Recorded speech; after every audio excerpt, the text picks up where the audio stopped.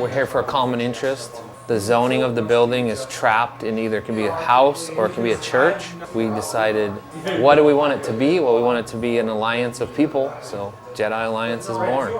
How we're different is we're not here talking about an afterlife. You can go to your church Sunday morning and get your afterlife, and you can come here Sunday night and get an experience in this life. We're private collectors, and we amassed our collection that we felt was big enough to either sell and retire or do something like this and share it with people. And we decided we'd rather share it because we're not done collecting. When you're free, you're not slaves anymore. Don't you understand? You're not slaves anymore.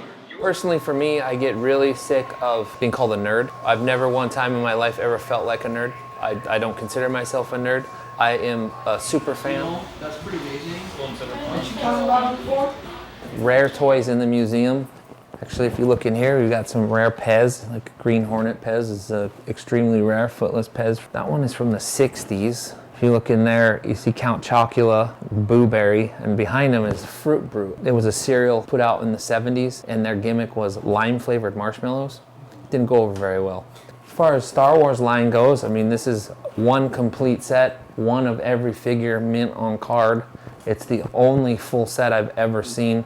The rarest one is Yak Face there. He's only available in Europe and Canada. As an adult, when we started collecting toys, to us, what's the ultimate toy? Well, the ultimate toy is, okay, I collect Star Wars toys. Well, I want the Star Wars arcade machine. That's like the next level. It's a vending machine that you're not supposed to have. That would be our experience from then, is just collecting them and, you know, refurbishing them and working on them.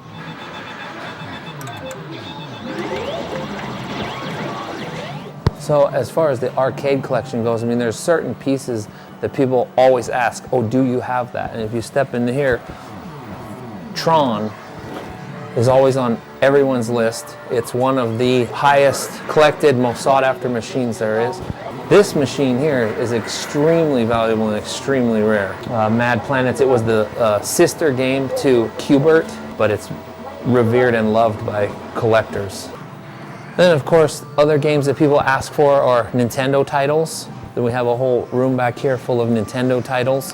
So with console gaming coming out, you know, Atari of course was like the real first one, and then that died. But then when Nintendo came out, people ask all the time for the Nintendo titles, you know, Donkey Kong Jr., Bubble Bobble's a super revered game, Donkey Kong 3. This game, Ghouls and Ghosts, was actually only released in Japan. It's extremely rare.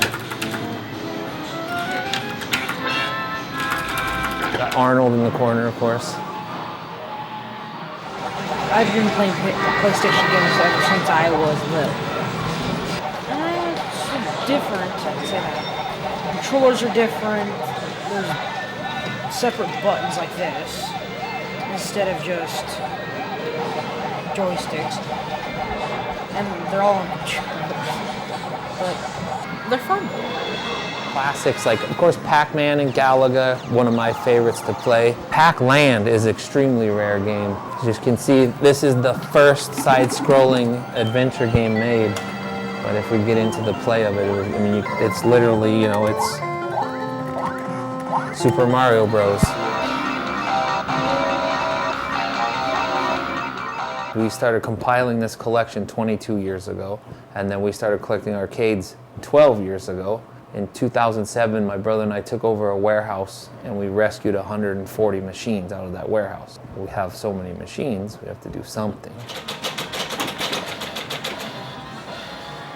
We teach kids every week how to play pinball. You know, young kids, young adults even, that might not have ever seen a pinball machine, let alone had the opportunity to play a pinball machine. So, pinball's been around since about the late 1920s. People love to play pinball, especially during the Depression era, because they could play it for a penny and give them some relief. If we go up onto our pinball stage, this game right here, this is considered one of the best playing pinball machines ever made.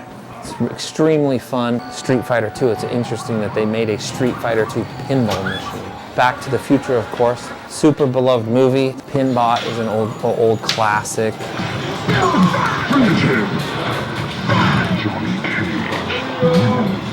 Arcade games are made to beat you out of a quarter. Original gaming is hand-eye coordination.